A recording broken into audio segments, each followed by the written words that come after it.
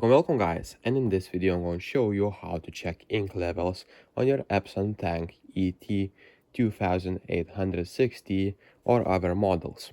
So basically, if you have an EcoTank, you'll see how to check ink level. So right here you'll see your all inks, and how you can check that is basically right here you can fill this up if you need to. So before we go into the process, as you can see right here, just by opening, so here we have black, yellow, magenta and cyan, and basically we can close that.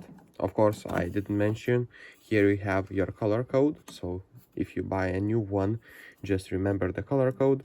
And to check the ink levels, you can see right here, so the black, yellow, magenta and cyan. And if you don't see it right, you can see from the side. But what I like to do is basically I like to take some type of light, and then basically if you go to the side, you'll see easier your ink levels, as you can see like this. And that's pretty much it, guys.